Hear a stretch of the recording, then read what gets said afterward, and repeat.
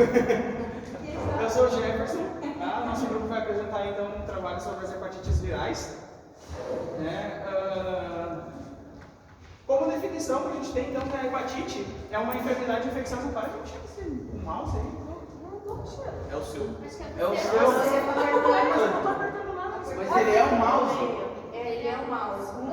Vai, Jefferson, vai. Não, mas tinha que ter alguma coisa que travasse esse negócio. É uma enfermidade infecciosa então do fígado causada por distintos vírus e caracterizada por necrose hepatocelular e inflamação.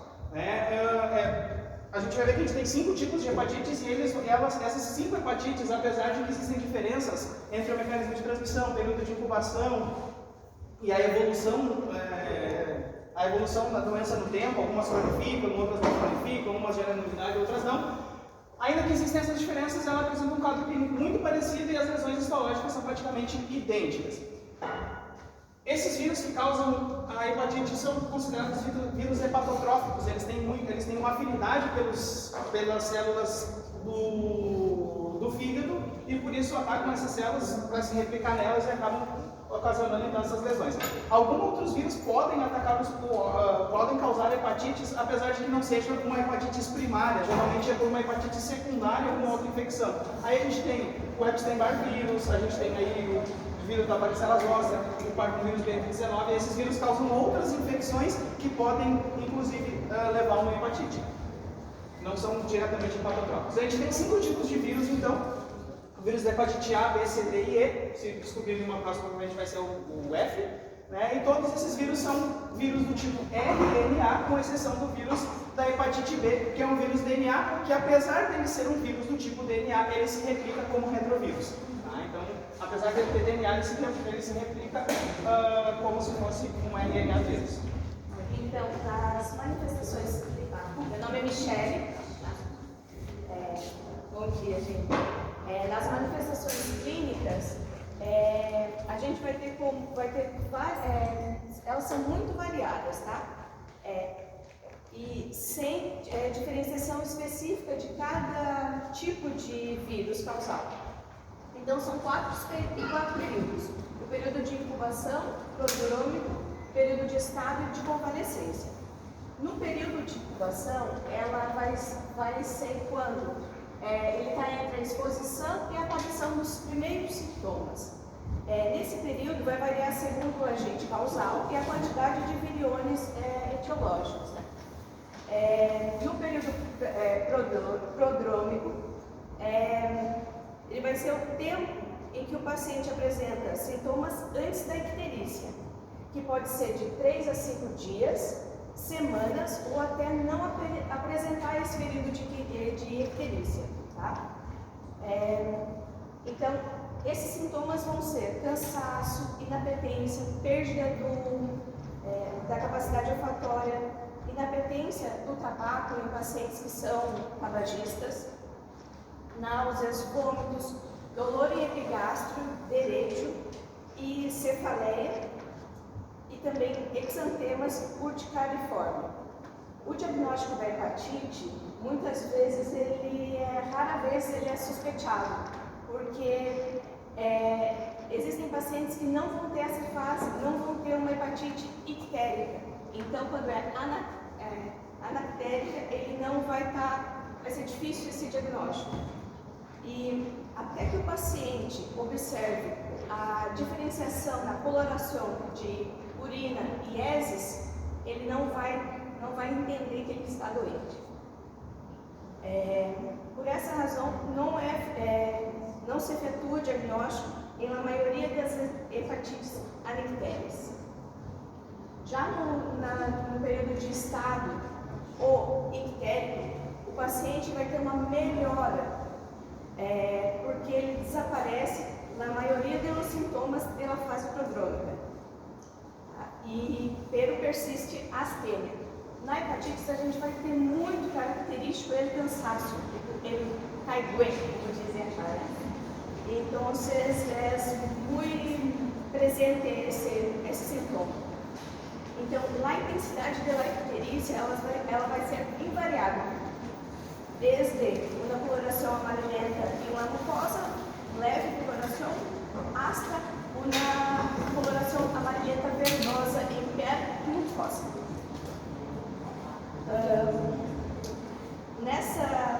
Nesse estado de icterícia, ele pode ser de 2 a 6 semanas e a perda de peso sem anorexia. Com a diminuição da icterícia, a recuperação do bem-estar general do paciente, com bem-estar general do apetite e normaliza o color de fezes e urina. Já no período de convalescência, vai ser quando vai o desaparecimento da icterícia. Todavia, o paciente se encontra astênico e com escassa atividade apresenta fadiga. Em exploração física, além de larga icterícia, revela hepatomegalia moderada, blanda e ligeiramente sensível em a maioria dos pacientes. E a esplenomegalia vai estar em 10 a 25% dos casos. Além das manifestações clínicas hepáticas, vamos ter a extrahepática, que podem ser artralgia, artrites, glomerulonefrites, pleurites exudativas e outras.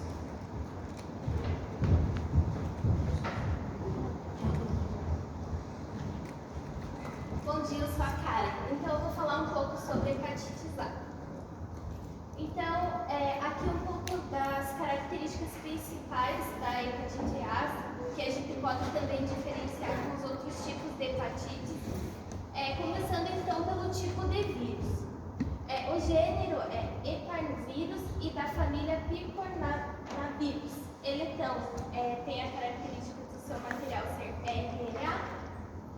E a parte mais importante do vírus da hepatite A é o seu contágio, para diferenciar dos outros tipos de hepatite. Por quê? Ela o contágio através de fecal oral, de pessoa a pessoa, água, alimentos contaminados.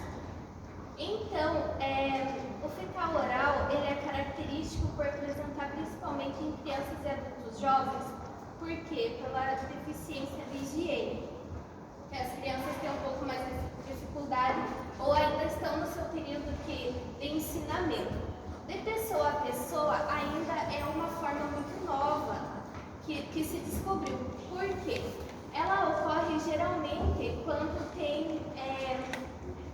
ocorre sexo entre os homens, porque tem que ter contato com matéria fecal, é a única forma de contaminação. Então, por exemplo, o homem com outro homem tem a relação sexual, mas não é através da penetração, através da secreção, é através do contato com a matéria fecal e com isso é levado a mão, por exemplo, na boca, que tem esse contágio. Também água ou alimentos contaminados com fezes também, né? O período de incubação é de 15 a 45 dias e a transmissão ela se inicia de 3 a 12 dias antes da aparição dos sintomas. Então, às vezes a pessoa sabe que está com o vírus, só que não tem nenhum sintoma, então ela vai se contaminar nesse período. Ela também pode continuar depois que aparecem os sintomas, quando tem a elevação das transaminases no exame de sangue, então vai começar a aparecer também, esse é outro período de transmissão. A prevalência, como eu já falei, é principalmente em crianças e adultos jovens, por esse déficit de higiene. E aí a gente colocou aqui que o vírus ele se excreta pela bilis e ele está presente nas fezes dos pacientes infectados. Então, para frisar mais um pouco, que o contágio é através de fezes. Uma vez que a pessoa foi infectada então pelo vírus, né, precocemente vão ser gerados anticorpos contra o antígeno do vírus da hepatite A, tanto IgG quanto IgM. O IgM, como a gente sabe, vai ser na fase aguda, né, logo aparece no sangue já em títulos elevados jovens, logo na fase adulta vai persistir aí na corrente em torno de 3 a 12 meses após a curação, e depois a gente vai ter já em sangue, um pouco mais precoce, mais tardio, mas a gente vai manter títulos elevados de IgG, e esse IgG vai gerar então imunidade definitiva. Então a hepatite A a gente tem uma cura espontânea na maioria das vezes. Então, as características epidemiológicas, que é o importante é que em países desenvolvidos, a incidência ela tem diminuído. Por quê? Por causa da melhoria das condições sanitárias. Agora, em países que estão em desenvolvimento ainda, as crianças, na maioria das vezes, já têm exposição, já são infectadas, então elas já têm imunidade contra esse tipo de vírus. Lembrando que a hepatite A só tem um sorotipo. Então, uma vez que eu tenha, eu vou ter a imunidade para o resto da vida. Aí, quando eu tenho adultos infectados, ou esses adultos eles nunca tiveram hepatite na infância, ou eles têm contato com alguma pessoa que tem esse tipo de hepatite, como crianças que vão na creche, e daí os pais têm contato, pode ser também por consumo de moluscos cru ou cozidos no vapor, viajantes que vão para as áreas endêmicas. E 40% dos casos de hepatite aguda geral, 40% então são hepatite A.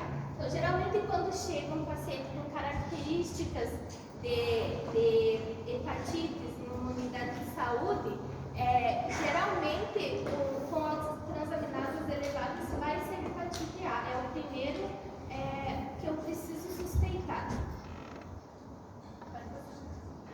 Então, o diagnóstico ele é feito através dos critérios clínicos, né? Como a Michelle falou, através das manifestações clínicas que o paciente apresenta, né? Segundo as suas fases.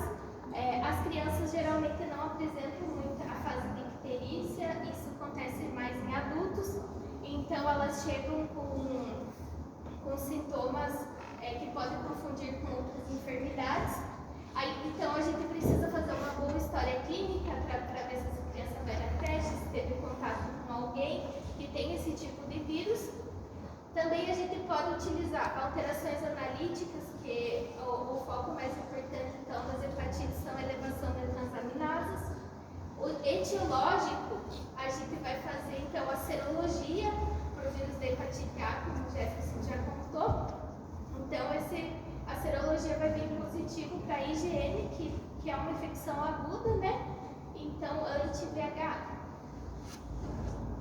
O tratamento para hepatite A, ele não existe ainda específico. Não existe um antirretroviral que eu vou utilizar para esse tipo de hepatite. Então, a recomendação é que se trate principalmente dos sintomas, como diarreia, a febre, que é muito característica da hepatite A. Então, a gente vai tratar os sintomas. O pronóstico, então, ele é muito bom para a hepatite A, porque geralmente as pessoas se curam, ou eles se curam, ou tem a hepatite fulminante. A hepatite fulminante, então, ela geralmente acontece, ela é infrequente, mas com maior frequência em adultos. Então, ou a paciente se cura, ou ele vai morrer com a hepatite A. Então, não tem muito meio termo. Não existe cronicidade na hepatite A, ela não é crônica, então o pronóstico é muito bom nesse tipo de hepatite. Então, para eu evitar pegar a hepatite A, então o que acontece? Eu tenho que interromper a cadeia de infecção e transmissão. Então, é através de medidas higiênicas, principalmente, e medidas sanitárias, o controle de água, lavar bem as mãos, toda a parte higiênica. E também o que prevalece hoje como uma forma de profilaxia mais eficaz também é a vacina contra a hepatite A. Ela produz uma imunidade duradoura. Então, se essa criança vai receber a vacina com 15 meses de idade, então ela vai ter imunidade para o resto da sua vida. Isso fez com que diminuísse muito a quantidade de hepatite A no mundo. E também existe a imunoglobulina sérica do tipo IgG, que é uma proteção transitória. Então, ela já não é tão eficaz como a vacina da hepatite.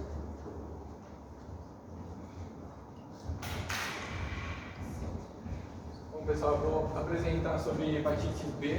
Meu nome é Leonardo,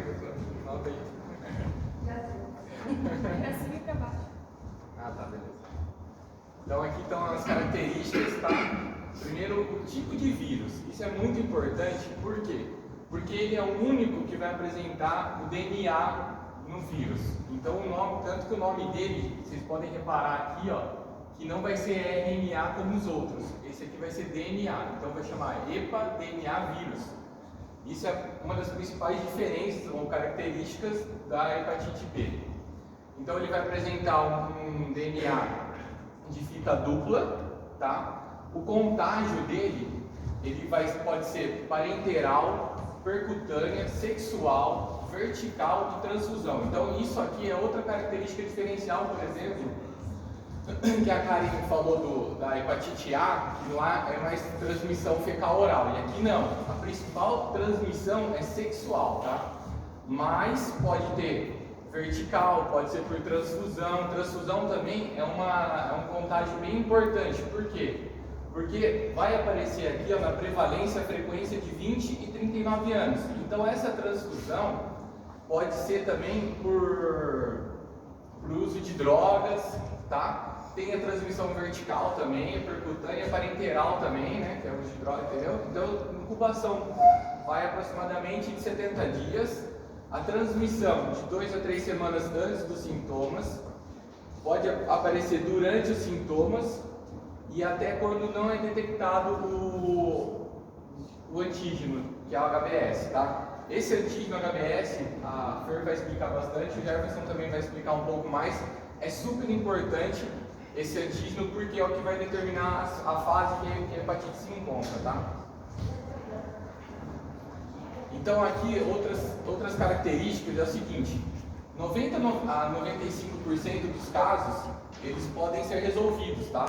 Então resolvidos, quando a gente fala resolvido, significa que ele ainda está na fase aguda, tá? Então 90 a 95% pode ser resolvidos. Aqueles que são crônicos, como aqui acontece na transmissão vertical, tá? Quando a mamãe passa pro bebê, pode ocorrer 70 a 90% de cronificação. Por quê? Porque quando a criança nasce, ela está imunodebilitada ainda, entendeu? Então fica mais fácil de se tornar crônico.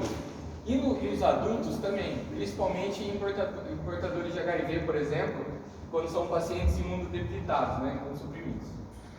Aqui o Jefferson vai falar essa parte aqui também, que é uma parte muito importante que acontece na hepatite B, tá? O que é? O vírus da hepatite B, ele age nas células do fígado. Quais são as células do fígado? São os hepatocitos, a gente já ouviu falar muitas vezes. Então o que acontece? Esse vírus, ele age dentro das células do fígado, certo? E recebe o nome desse cccDNA, que é um vírus circulante, tá? Então por isso que esse vírus vai ser latente, ou seja, diferente das outras hepatites, essa hepatite ela não tem cura. A gente não pode falar que ela tem cura, mesmo resolvendo 90 a 95% dos casos. Por quê? Porque o vírus ele pode voltar, ele pode ser reativo, entendeu? Mesmo você resolvendo, ele pode voltar a causar sintomas e problemas no nosso corpo. Então aqui, por exemplo, aqui ocorre, por exemplo, o que ele causa é um hepatocarcinoma, né, que é um câncer no fígado, mesmo sem cirrose. Então isso é uma das características que a gente vai falar mais pra frente também, tá? Isso aqui é só uma introduçãozinha que a gente está fazendo aí agora no começo. Bom, aqui tem outras características também, que são as pessoas de alto risco, são aquelas que a gente tem que suspeitar também, né?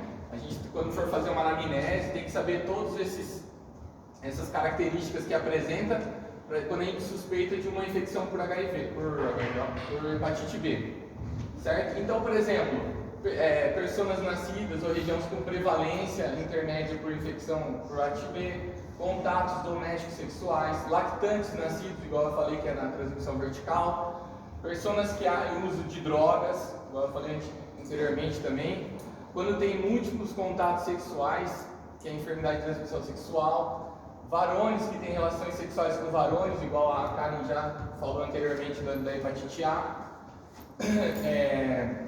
e outras mais tipos de transmissão que pode ter pode aparecer, tá? Por exemplo, paciente de hemodiálise, pacientes com HIV, igual eu falei anteriormente, ou pacientes que até apresentam o vírus da hepatite C também, porque o vírus da hepatite B e C estão muito relacionados também, vocês vão ver mais pra frente aí.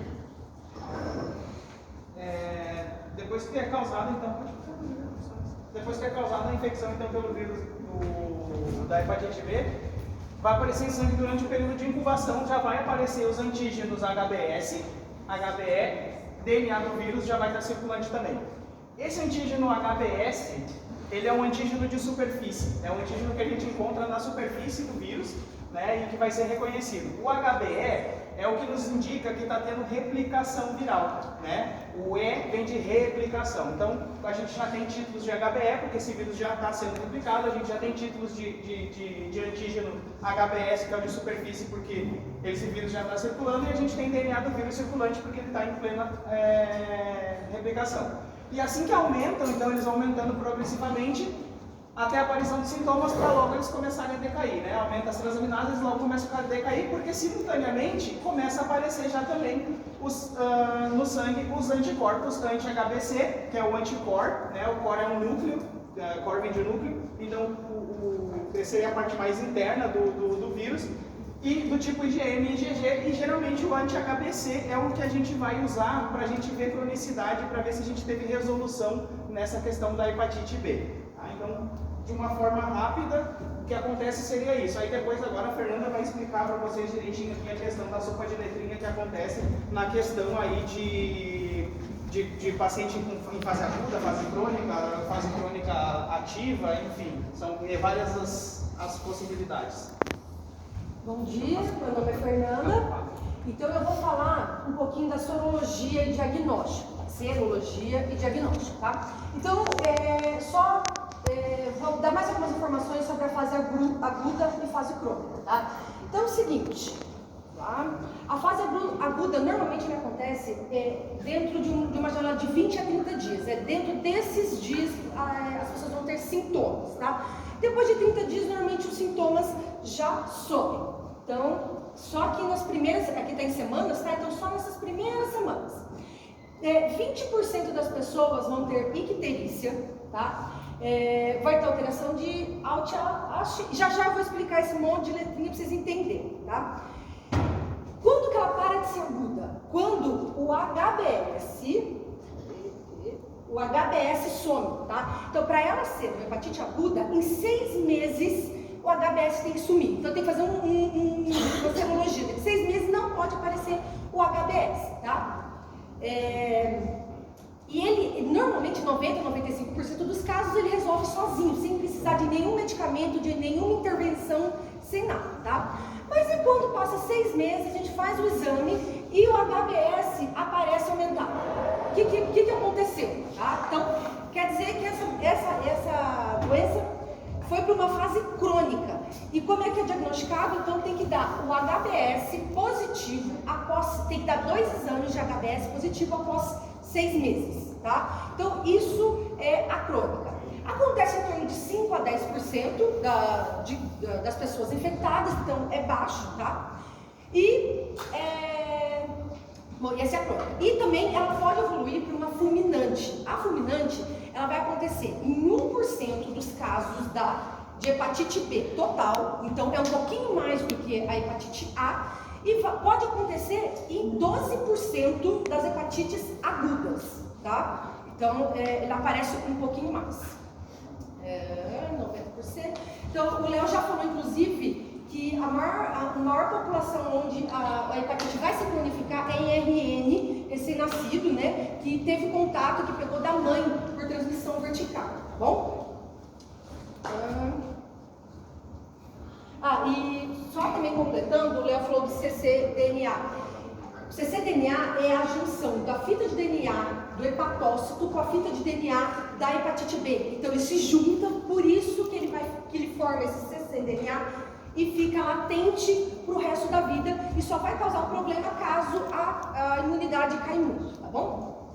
Então a minha ideia aqui principal é tentar desmistificar essas letrinhas, tá? Então eu fiz aqui essa tabela para ficar mais fácil. Então, primeira coisa, peraí. Deixa eu voltar aqui.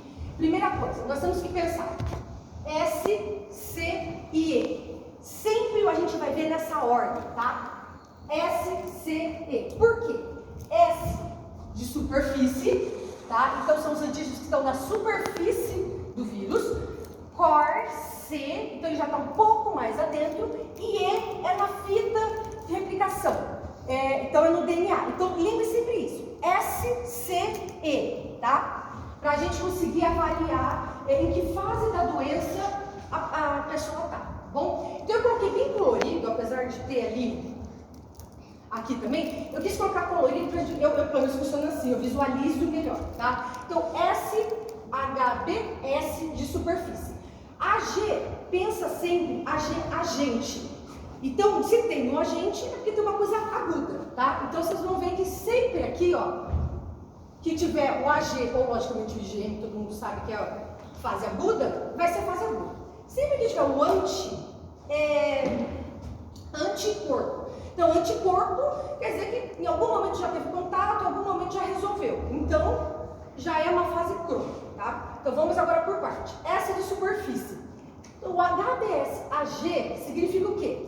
Presença de vírus. Ele é o primeiro a aparecer e indica presença de vírus.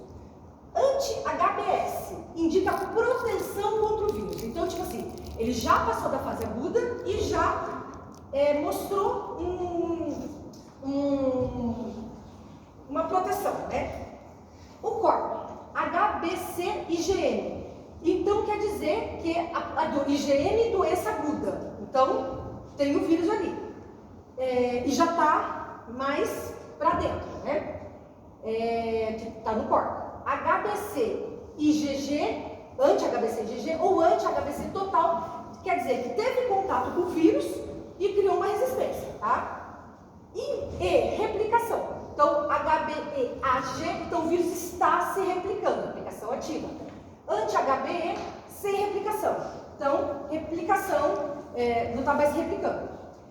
Essa é uma tabela do Hertz, eu não vou falar dela, eu vou falar dessa daqui. Juro para vocês que está acabando. Foi rápido demais, né? Não? Então vamos lá. Então, como é que a gente vai saber se a pessoa está numa hepatite aguda, tá? Então lembra, a gente vai começar pelo S, HBsAg. Então, o HBsAg deu positivo, logo o anti-HBs vai ter que dar negativo, porque se ele está ativo, ele não pode já ter uma resposta. O IgM, que significa fase aguda, tá? Deu positivo também. Então, significa que a doença está aguda. E o E de replicação também deu positivo. Então, significa o quê? Que a gente tem o vírus, a doença está aguda e ela está se replicando. Então, é assim que a gente vai fazer o diagnóstico da doença aguda. Aqui está cura, mas lembra que não é cura, tá, gente? É uma inativação, tá? Então, a gente faz o HBs, lembra que é o primeiro, olha, negativo. Bom, se o HBsAg deu negativo, a gente vai olhar o anti-HBs, deu positivo. Então, ele já teve contato com a doença e mostra isso, tá? Então, ele tem um marcador. A gente olha o anti-HBc IgM e vê que dá negativo. Então, não é uma doença crônica, não é uma doença aguda. Daí a gente olha o anti-HBc IgG positivo. Então, você quer dizer o quê? Que é uma doença crônica. Por quê? Ele está aparecendo no crônico, então já teve contato e mostra que já teve contato. Tá, mas então como que a gente vai saber se a pessoa teve a doença, tá? Se ela teve contato com o vírus ou se ela foi vacinada. Então, olha aqui embaixo interessante. Se a pessoa só foi vacinada, só vai aparecer o anti-HBs. Se a pessoa teve contato com o vírus, vai aparecer o anti-HBc IgG, o IgG. Entendeu? Então, essa é a diferença de saber se foi vacinado ou se a pessoa teve contato e se curou, está numa fase latente, tá bom? A crônica. Então, vai dar a presença do vírus. Vai dar a presença do vírus. Só que não é agudo, tá? Não está aparecendo gene. Está aparecendo gene, então é crônico.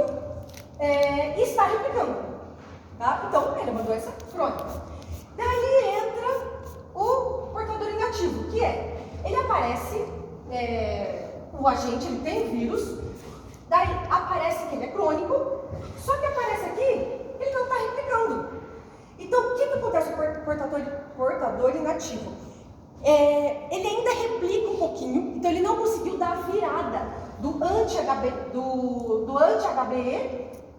para o HBE. Tá? Então ele ainda replica um pouquinho, então ele não consegue dar isso positivo, mas aparece o anti-HBE. Tá? E daí, nós vamos entrar nesse mutante pré-cor, que ele parece um portador inativo. Por quê? Esse mutante pré-cor, ele não produz o HBeAg, tá? Então, na hora que você pega todos os exames, você vai ver que ele tem o vírus, ele é crônico, só que esse aí ele está replicando. Então, ele parece um portador. Só que na hora que ele faz o exame de alt-ast, está alterada. E alt-ast alterada quer dizer que tem replicação viral. Então, eles fazem PCR de vírus B, né, de hepatite B, e vê que dá ou muito elevada, né, ou já elevada ou muito elevada, que mostra que está se replicando. Daí, eles sabem que é um mutante pré-cor, que ele não consegue mostrar esse antígeno HBeAg, tá bom? Então, assim, o que eu quero que vocês gravem do que eu falei, espero ter conseguido passar, é isso daqui, porque vocês entendendo isso, a gente consegue fazer toda a análise daquela tabela em provas, isso cai muito no Revalia, inclusive. E agora o Léo vai terminar. Bom, gente, eu vou falar outra parte bem importante, que é o tratamento, né, da hepatite B, né. Então aqui a gente tem quando ela for aguda, a gente vai tratar só a parte sintomática e suporte de antivirais. Só que esse suporte de antivirais é só quando tiver uma insuficiência hepática.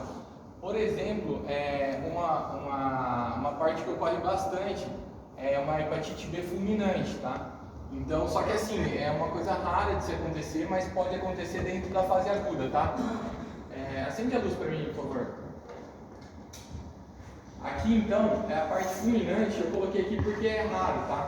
Então, acontece normalmente em pacientes sem cirroses, tá? Uma hepatite de menor de 26 semanas de duração, uma coagulopatia com INR maior a 1,5 e encefalopatia, tá? Então isso aqui é raro, mas pode acontecer nesses pacientes em fase aguda, tá? Aí depois a gente tem a parte importante, que é a parte crônica, né?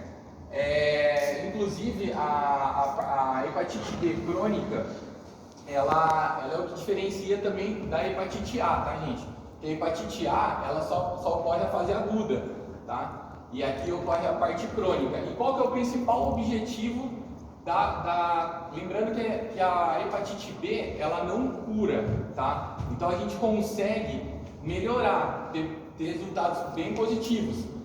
Então a gente tem, o principal objetivo é o quê? Reduzir o risco de cirrose e hepatocarcinoma, tá? Então esse aí é o nosso objetivo na fase crônica. Beleza, aí tem esses 3 principais medicamentos, que é o interferon gama, só que o interferon gama só pode ser utilizado em pacientes que ainda não são cirróticos, tá? Aí depois a gente tem o tenofovir, não sei se vocês lembram dele, que é usado no HIV também, né? E aqui é o tratamento de eleição, tá? Que é o tenofovir, tá? Só que, se o paciente apresenta uma insuficiência renal aguda ou o paciente é cirrótico, a gente não pode usar o tenofovir, tá? A gente tem que usar o entecavir no lugar, tá? E também, agora tem um outro que está sendo introduzido no mercado, que é o tenofovir alafenamida, que é esse aqui, ó. Esse medicamento que está sendo introduzido agora no mercado é um medicamento que ele causa menos dano renal, tá? Então, caso o paciente tenha algum tipo de dano renal, antigamente não poderia dar o tenofovir, agora vai começar a poder dar esse aqui no caso que foi feito justamente para isso, tá? Então esse aí, por enquanto, o tenofovir é o tratamento nosso de eleição, por enquanto, porque ele age mais rápido, ele faz um efeito melhor também sobre o vírus. Então tá, quem que a gente vai tratar? Como que a gente vai estabelecer o tratamento do vírus da hepatite B? Então é o seguinte, lembra quando a Fer falou que esse aqui, ó, é o que define, é o reagente. Então o que acontece? Quando ele estiver presente e a gente também ter o out maior de 2 vezes é o limite superior de normalidade. Qual que é o limite superior de normalidade do out? Né? Que é uma das transaminasas. O valor normal dele é de 5 a 40. Então se a gente tem 2 vezes o limite superior, ou seja, ele tem que ser maior a 80. Entendeu? Então se ele tiver um reagente e mais esse out, já estabelece o tratamento para hepatite crônica, tá? Beleza, outro caso, se for um adulto maior de 30 anos e tiver esse HBG reagente, significa que a gente tem que tratar. Por quê? Porque o paciente que é maior de 30 anos, ele já tem uma imunidade bem menor do que os pacientes com menor idade, entendeu? Então, por isso tem que ser tratado também. Agora aqui acontece um caso diferente.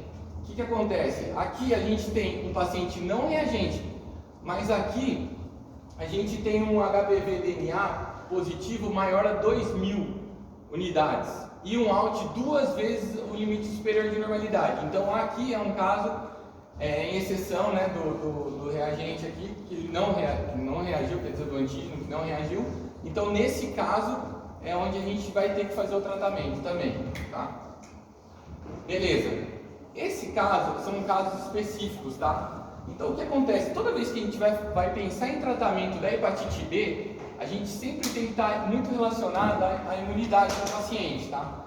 Então aqui, por exemplo, se o paciente ele é quimioterápico, ou ele vai usar um imunossupressor, por exemplo, como o MAB, por exemplo, um rituximab, que é bem utilizado nesses pacientes, antes de a gente começar esse tratamento, a gente já tem que entrar com antirretroviral. Porque o que acontece? Quando a gente for fazer esse tratamento de químio, se ou se esses pacientes vão imunodeprimir. E na hora que ele for imunodeprimir, o que vai acontecer? Vai reativar a hepatite B no paciente. Então, é muito importante isso, porque a gente tem que começar o tratamento antes de acontecer, né, a reativação. Então aqui tem as situações da hepatite B crônica, replicante, no caso. O portador, ele está inativo, tá? Então ele vai aparecer aqui o antígeno HBS, depois o positivo para o anticorpo HBC e o antígeno HBE vai dar negativo, tá? E aqui então aparece que a hepatite está curada, tá? Ela nunca está curada, tá? Ela pode estar resolvida, né? Mas curada nunca. Então aqui ela vai aparecer o anticorpo HBS positivo com o anti-HBC positivo. Então a gente sempre tem que iniciar o tratamento antes de fazer a imunossupressão no paciente, tá? Isso é muito importante. Então aqui quais são as outras condições também que a gente tem que fazer para tratar o paciente? A gente tem que, quando for hepatite aguda grave, tá? Com coagulopatias ou icterícia maior a 14 dias. Quando o paciente tiver uma reativação de hepatite B crônica. Quando tiver uma cirrose, obviamente, com insuficiência hepática, história familiar, manifestações extrahepáticas, que foi a que a Michelle falou no começo dos slides também. Lembrando que todas as manifestações extrahepáticas e intrahepáticas, elas estão bem relacionadas com todas, tá? Então, por exemplo, os sintomas que aparecem de icterícia, todas aquelas fases que a Michelle falou no começo dos slides, é muito importante porque são sintomas clássicos que podem aparecer nas hepatites. Então aqui também a gente tem as co-infecções por HIV, né, por hepatite do vírus da C, que eu falei no começo dos slides. E aqui tem uma parte também importante que foi falado na semana passada em pacientes cirróticos. Então aqui a gente tem que fazer a biópsia hepática, tá? A biópsia hepática, ela não é muito utilizada, né, que ela é classificada pelo Metavir. Ela não é muito utilizada, por quê? Porque ela é ela possui uma evasão, né?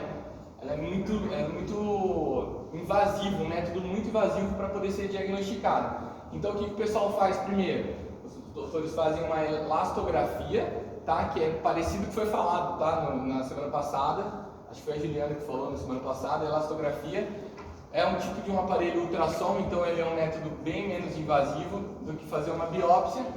E quando trata, no caso da biópsia, é quando tiver um F2, tá? Aqui eu coloquei, pode acender a luz, por favor? Aqui eu coloquei um resuminho, tá? Para não interferir, porque isso aqui foi feito toda na parte da aula de cirrose, tá? Então aqui a gente tem a biópsia, que é o Metavir, quando for F0 é sem fibrose, F1 pouca fibrose, F2, que é fibrose inicial. Então aqui, ó, a gente tem uma fibrose inicial, que é onde a gente já tem que começar o tratamento aqui. Então a gente começa na fibrose inicial, por quê? Porque o nosso objetivo é não deixar o paciente entrar em fase de cirrose, que seria o F4, tá? Então isso é muito importante. Então tem a biópsia que vai poder ajudar a gente nesse aspecto, tem a elastografia e tem para calcular depois, lógico, quando o paciente estiver cirrótico, que é a classificação de Shield-Pool, que é para calcular a cirrose, como é que tá. Pode apagar a luz. Aí por último a gente tem a prevenção, né? Isso é uma coisa que também é bem falado durante o curso nosso. Aqui tem uma coisa interessante do quadro do Harrison. Por quê? Porque aqui a gente tem dois tipos de medicamento no mercado, e uma o Recombivax, que é da Merck, e tem o Engerix, GlaxoSmithKline. Isso é muito importante para a gente poder saber quando vai introduzir a vacuna, né? Por quê? Porque aqui, eu não sei se vocês estão reparando, mas aqui o Lactentes de Ninhos, ele usa uma dosagem de 3 doses. Aqui ele pode ser de 3 ou 4 doses. E olha que legal aqui, ó, no esquema de meses, aqui é 0, 1, de 1 a 2, de 4 a 6. Aqui já não, já pode ser mudado esse esquema. Então é muito importante, às vezes, pequenos detalhes, mas a gente tem que ficar sempre alerta com isso aqui. Por quê? Porque dependendo, é igual, por exemplo, a vacina do Covid. Entendeu? Da Janssen aplicava de um jeito e da AstraZeneca aplicava de outro. Então isso aqui é muito importante. Quando se aplica a vacina, pode ser em qualquer momento, obviamente, né? Em proteção, pode ser utilizado quando tem zona endêmica, por exemplo, no Amazonas, no Brasil é assim. Então tem que aplicar 3 doses, 0, 2 e 6 meses. Se o paciente for VIH positivo, são 4 doses, que é 0, 1, 2, 6 meses. E para fazer controle, tá? Isso aqui é muito importante também a gente saber o anti-HBS, porque às vezes a gente não fala de valores, tá? Mas para garantir que nós estamos imunizados ou não, ele tem que ser acima de 10, tá? Para garantir essa imunidade. Se tiver abaixo de 10, a gente não está imune, tá? Isso é muito importante. É isso. Só mais uma hora, tá?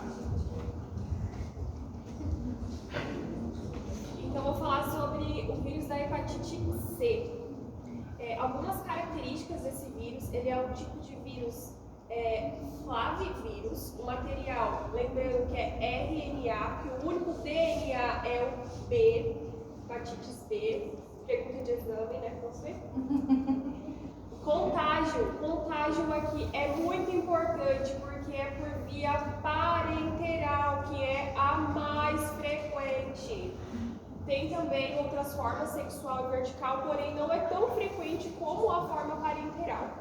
A incubação desse vírus é de 15 a 160 dias. Lembrando que quanto maior o período de incubação, mais difícil é de chegar num diagnóstico precoce desse tipo de hepatites.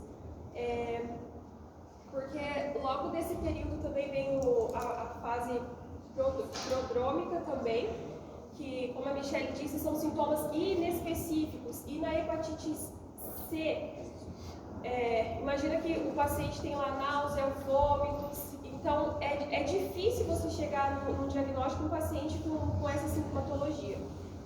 E a prevalência, então, é em qualquer idade, porém é mais frequente em adultos.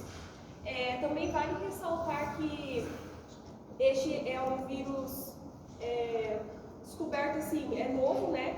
E antes de 1990 ali, não tinha tanto controle, né? Então por isso que é um vírus de contágio parenteral, foi bastante frequente também nessa época, né? Então se o paciente precisava de transfusão, então não tinha esse controle, então o paciente acabava adquirindo esse vírus. Uma vez que o paciente é infectado, então, induz a formação de anticorpos contra várias proteínas do vírus, né? Dentro dessas proteínas a gente vai ter que vai gerar principalmente o que seria o anti-RNA do vírus e o anti HVC, né, que é o antivírus. O anti-RNA do vírus é o que se detecta mais precocemente do que o anti-HVC. Então, por isso ele é um marcador melhor para a gente diagnosticar em fase aguda, tá? E a sua persistência indica uma evolução para a cronicidade e uma infecção ativa. Então, o que a gente vai usar mais, provavelmente no diagnóstico, a gente vai usar mais no diagnóstico precoce, vai ser o RNA do vírus na corrente sanguínea do que o anti-HVC, que tarda um pouco mais para aparecer na corrente sanguínea. Então aqui, só para ressaltar algumas características epidemiológicas que é prevalente no mundo, né, principalmente pela sua forma, né, que é parenteral, só que na África, né, tem a afetação de mais de 20% da população em algumas zonas. O diagnóstico, né, como já foi citado, se estabelece pelos critérios clínicos da história e alterações analíticas, né, em especial com o início agudo, que é a elevação das transaminases. E o diagnóstico, como o Jefferson falou, que exige a determinação do anti-HCV. Ressaltando que na fase inicial, que a dosagem de carga viral é pelo VHC-RNA. É esse que a gente vai ter na corrente sanguínea. E já numa fase posterior, a gente pode achar o anti-HCV. Já o pronóstico, então, 50 a 70% de risco desse vírus é de cronicidade em imunocompetentes. E a probabilidade de evolução da cronicidade, né, que se observa mais em hepatites aguda assintomática, porque, como eu disse, é uma hepatite que a característica dela é ser sintomática, então a maioria das vezes a gente já vai encontrar esse paciente já com a hepatite C crônica. E a ictérica é homens, idade avançada, e o polimorfismo genético no gene IL28B. Já o tratamento, a gente vai ter dois tipos de tratamento, que seria a monoterápia com interferon metilado, né, durante 12 semanas. E se o paciente é co-infectado pelo HIV, tem que fazer uma doble terapia, que era o interferon metilado mais esse antirretroviral, que é a ribavirin. A profilaxia, atualmente, o risco dessa hepatite é mínimo, né? Porque a gente tem hoje em dia o maior controle já dentro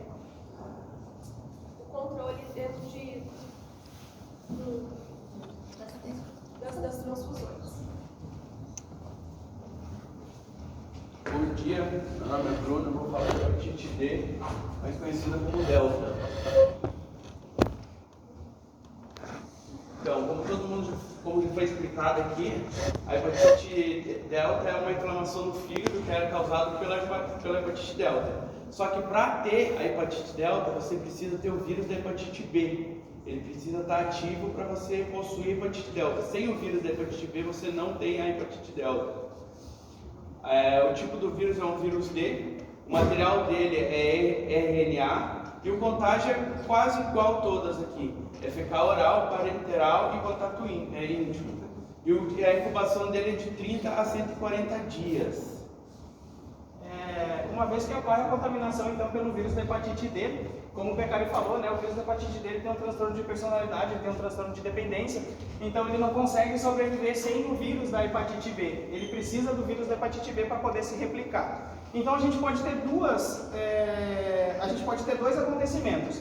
Uma infecção simultânea, se o paciente nunca foi infectado nem pelo vírus da hepatite B, nem pelo vírus da hepatite D, então ele tem uma infecção simultânea pelos dois vírus, o que a gente chama de co-infecção, as duas infecções ocorrem juntas ao mesmo tempo, ou a gente pode ter uma sobreinfecção em pacientes que já têm uma infecção pela hepatite B e depois se sobreinfectam com a hepatite D.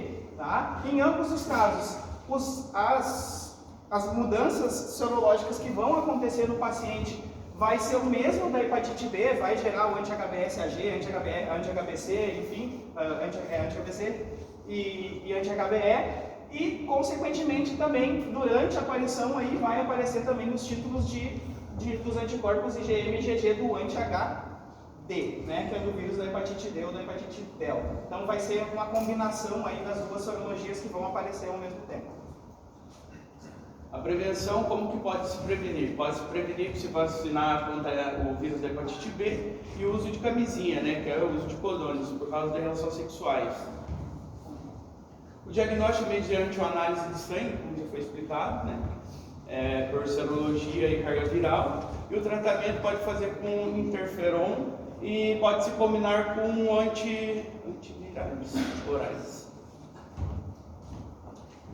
Bom, sou Daniel, vou falar sobre o vírus da hepatite E. É o último, pessoal. Bom, características. O tipo do vírus é da família Epiphilidae, o material RNA e o contágio. Aqui a gente vai ter o fecal oral, a contaminação por água, a gente também vai ter pós-transfusão e também carne contaminada do cedo e por transplante de órgãos sólidos. A incubação é de 14 a 180 dias e normalmente dura por média 6 semanas. A prevalência é em jovens e adultos, então o prognóstico dele é melhor. Se conhece 5 tipos de genotipos, onde o primeiro e o segundo é apenas em seres humanos, o terceiro e o quarto é em seres humanos e animais, e o quinto apenas em aves.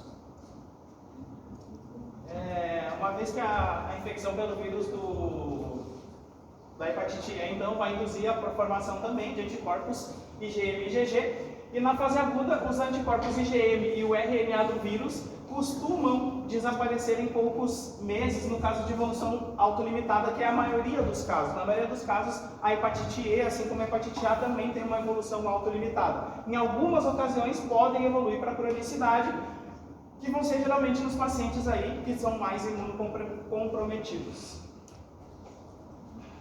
Características epidemiológicas.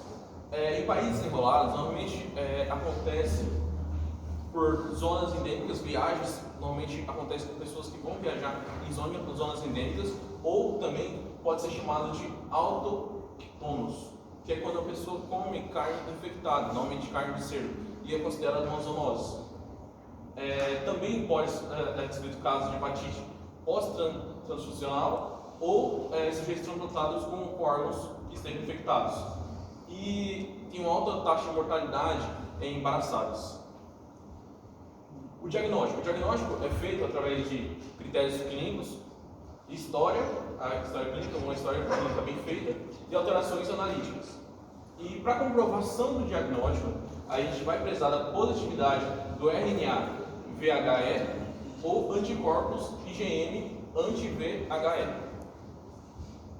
O tratamento em geral não se necessita, porém, em alguns casos, que seria na hepatite grave aguda, sujeitos não imunocomprometidos ou transplantados sólidos, a gente vai usar a ribavirina, normalmente a dose entre 400 e 1000, mas a dose utilizada normalmente é 600, que fica entre esse rango.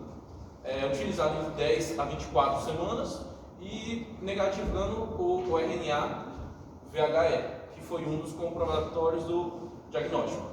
E também pode ser usado o interferon, porém o interferon tem maiores efeitos adversos. Aqui a gente fez um resumo das principais, que é a hepatite A, hepatite B e a hepatite C. Somente as principais características para a gente ter um resuminho para estar para a prova. Sextou. Fechou. Valeu.